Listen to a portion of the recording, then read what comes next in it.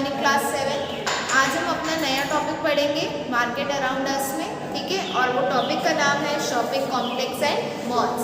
Shopping complex और malls सभी ने देखे भी होंगे, तो इसी के बारे में हम पढ़ते हैं, शॉपिंग कॉम्प्लेक्स और mall. So far we have seen two kinds of market places, एक weekly market and market in our neighbourhood. Last हमने टॉपिक में पढ़ा था, दो तरीके की मार्केट देखी थी। एक थी वीकली मार्केट, वीकली मार्केट वो जो वीक में एक बार लगती है, और एक हमने पढ़ा था नेबरहुड स्टॉल्स और मार्केट। इसका मतलब होता है वो मार्केट जो आपके एरिया मतलब पड़ोस में होती है, उन्हें क्या बोलते हैं, neighbourhood markets. There are other markets in the urban that have many shops popularly called shopping complex, ठीक है। वो और भी कुछ मार्केट्स होती हैं, ठीक है, हमारे अर्बन एरियाज, हमारे सिटी साइड्स में, ठीक है, जिसमें बहुत सारी शॉप्स होती हैं, अलग अलग शॉप्स, उन्हीं को क्या कहते हैं, शॉपिंग कॉम्प्लेक्स, ठीक है। हमारे पड़ोस में और भी ढेर सारी दुकानें होती हैं, ठीक है, शहरों में, और एक ही मतलब जगह पे बहुत सारी दुकानें हैं, उसी को कहा जाता है shopping complex. These days in many urban areas you also have large multi-storied air conditioned buildings with shops on different floors known as malls. Malls भी सभी ने देखे होंगे कि बड़ी सी बिल्डिंग है, अलग अलग एडिशंस है, फ्लोर्स है अलग अलग, और अलग अलग फ्लोर्स में अलग अलग शॉप्स हैं, और वो बिल्डिंग एयर कंडीशन भी है, मतलब वहाँ पे एसीज भी लगे हुए हैं और बहुत सारी फैसिलिटीज़ है, तो उस बिल्डिंग को क्या बोला जाता है, mall. In these urban markets you get both branded and non branded goods. इन्हीं अर्बन मार्केट्स में आपको ब्रांडेड चीज़ें मिलती हैं और नॉन ब्रांडेड चीज़ें भी मिलती हैं। As you have read in chapter on advertising, branded goods are expensive, often promoted by advertising and claims of better quality. जो ब्रांडेड प्रोडक्ट्स होते हैं वो कॉस्टली प्रोडक्ट्स होते हैं, ठीक है, उनके एडवर्टीजमेंट और बाकी सारी चीज़ों में भी बहुत ज़्यादा खर्चा लगता है, ठीक है। The companies producing these products sell them through shops in large urban market and at times through special showrooms. जो कंपनी होती है, जो ब्रांडेड कंपनीज होती हैं, वो प्रोडक्ट्स खरीदती हैं दुकानों से और फिर उन्हीं को शॉपिंग मॉल्स पे सेट मतलब वहाँ पे जाके बेचती हैं, और उसी का प्राइस क्या हो जाता है, हाई हो जाता है, ठीक है। As compared to non-branded goods, fewer people can afford to buy branded ones. As compared to जो non-branded products होते हैं, बहुत ही कम लोग होते हैं जो non-branded चीज़ें खरीदते हैं। सभी लोग क्या खरीदते हैं, ब्रांडेड प्रोडक्ट्स। तो ये हमारा था शॉपिंग कॉम्प्लेक्स और मॉल्स। अब हम पढ़ेंगे चेन मार्केट, इसी में हमारा टॉपिक है चेन मार्केट, ठीक है। 20 का ही हमारा टॉपिक है चेन मार्केट।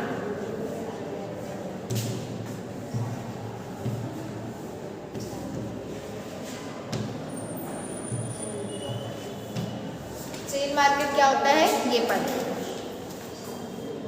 चेन मार्केट का मतलब होता है बाजारों की श्रृंखला, मतलब चेन, एक लाइन, ठीक है। In the previous section you have read about different markets from where we buy goods. आपने प्रीवियस सेक्शन में पढ़ा था अलग अलग मार्केट्स हैं जहाँ पे हम क्या करते हैं, गुड्स खरीदते हैं। From where do you think shops owner producer procedure their goods. Goods are produce in factories और on farms and in homes. जो गुड्स होती हैं, जो चीज़ें होती हैं, वो फैक्ट्रीज में प्रोड्यूस की जाती हैं, फार्म्स में प्रोड्यूस होती हैं और घरों में भी होती हैं। However, we don't buy directly from the factory or from the farm. हम जो चीज़ें होती हैं वो डायरेक्टली फैक्ट्री से या फार्म से नहीं खरीदते हैं, ठीक है। Nor would the producer be interested in selling a small quantity such as 1 kilo vegetable or 1 plastic mug. और जो प्रोड्यूसर होते हैं, प्रोड्यूसर वो लोग होते हैं जो चीज़ों को बनाते हैं, वो भी ज़्यादा इंटरेस्टेड नहीं होते हैं कि वो एक एक चीज़ें भेजें, जैसे 1 किलो मैंगो या 1 किलो एप्पल्स बेच रहे हैं, या किसी को वेजिटेबल बेच रहे हैं, या किसी को 1 मग की 1 टब की नीड है, तो ये ऐसे नहीं वो बेचना चाहते हैं, वो पूरा बल्क में बेचना चाहते हैं। बल्क मीन्स ढेर में बेचना चाहते हैं, ज़्यादा quantity. The people in between and the producer and the final consumer are the traders. जो लोग प्रोड्यूसर और फाइनल कंज्यूमर मतलब हम लोग, प्रोड्यूसर मतलब जो सामान बनाता है, हमारे और प्रोड्यूसर के बीच में जो लोग होते हैं उन लोगों को क्या बोला जाता है? ट्रेडर्स। ट्रेडर्स वो लोग होते हैं जो एक जगह से सामान लेकर आते हैं और दूसरी जगह पर जाकर उसे बेचते हैं। The wholesaler trader first buy good in large quantities, मतलब जो wholesaler traders होते हैं पहले चीज़ों को ज़्यादा क्वांटिटी पे खरीदते हैं, ठीक है। For example, the vegetable wholesale traders will not buy a few kilos of vegetable. जो वेजिटेबल होलसेलर होता है वो कुछ किलो वेजिटेबल नहीं परचेज करता है, but will by large lots of, लेकिन वो ज़्यादा क्वांटिटी में खरीदता है, जैसे कि 25 to 100 किलोज, ठीक है। इसके बाद these will then sold to other traders, फिर वही चीज़ ये दूसरे ट्रेडर्स को बेचता है। It is through these links of traders that goods reach far away places, और ये जो चीज़ें हैं वो दूर दूर जगहों में जाकर वो बेचता है। The trader who finally sell this to the consumer is the retailer, और जो ट्रेडर होता है जब ये फाइनली किसी को बेचता है, कंज्यूमर को बेचता है, तो उस इंसान को क्या बोला जाता है? Retailer.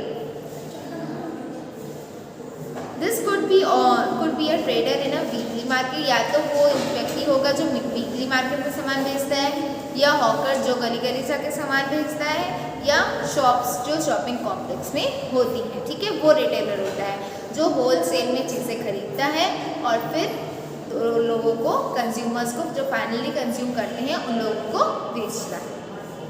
We can understand this with the help of the following example. अब इस चीज़ को समझने के लिए एक एग्जाम्पल पढ़ते हैं। Every city has area for wholesale market. Her city में एक ऐसा एरिया है जहाँ पे होलसेल मतलब थोक की दुकान, बाजार होती है, ठीक है। This is where goods first reached and then supplied to other traders.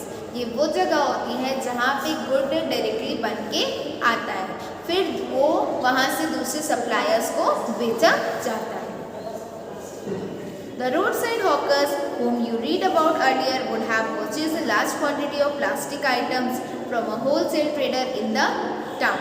जो रोड साइड में हॉकर्स स्टॉल्स लगाते हैं और जो मतलब ठेले में बेचते हैं, तो वो लोग क्या करते हैं कि जो प्लास्टिक का सामान होता है वो ज़्यादा क्वांटिटी में उससे होलसेलर से खरीद लेते हैं, फिर उसी को वो धीरे धीरे करके बेचते हैं। He in turn might have brought these from another. यही चीज़ वो लोग दूसरे से भी खरीदते हैं। Even big wholesale trader in the city, जो सिटी में बड़ा होलसेल का दुकान होता है या मार्केट होती है वो वहाँ से खरीदते हैं। The city wholesale trader would have bought a large quantity of plastic items from the factory and stored them in a godown.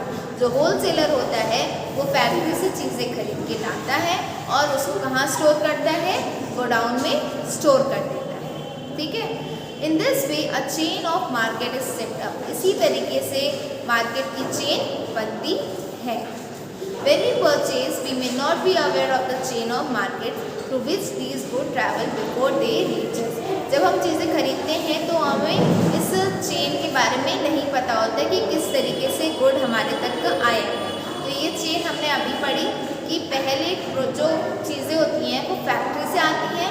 Factory से कौन खरीदता है? होलसेलर, मतलब बड़े जो दुकानदार होते हैं जो थोक में सामान रखते हैं वो पहले खरीदते हैं। उन्हीं होलसेलर से फिर छोटे छोटे दुकानदार उनसे खरीदते हैं, लेते हैं और फिर उन्हीं शॉपकीपर से हम क्या करते हैं? खुद सामान लेते हैं। तो ये चेन है, इसको एक बार और फिर से समझ लो कि पहले क्या होता है? फैक्ट्री से चीज़ें खरीदी जाती है, ठीक है। फैक्ट्री से जब खरीदोगे ये कौन खरीदता है? होलसेलर से खरीदते हैं, ठीक है, होलसेलर से खरीदते हैं। फिर यही होलसेलर क्या करते हैं? इनसे कौन खरीदता है? ट्रेडर्स खरीदते हैं। ट्रेडर्स का हो या रिटेलर्स का हो, ठीक है, रिटेलर्स का, ठीक है। ट्रेडर्स और रिटेलर्स को मतलब वही छोटे छोटे शॉपकीपर और यही शॉपकीपर सामान किसको बेचते हैं? कस्टमर्स को। ये शॉपकीपर सामान किसको बेचते हैं? कस्टमर को। तो इस तरीके से ये चेन चलती है, ठीक है। तो ये चेन मार्केट और शॉपिंग कॉम्प्लेक्स और मॉल्स आपको समझ में आ गया होगा। नेक्स्ट क्लास में हम पढ़ेंगे मार्केट एवरीवेयर, हर जगह कहाँ कहाँ मार्केट है, मार्केट एंड इक्वालिटी ये पढ़ेंगे, ठीक है। तो आज के लिए इतना ही, नेक्स्ट क्लास में हम नेक्स्ट टॉपिक पढ़ेंगे। Okay class, thank you and have a good day.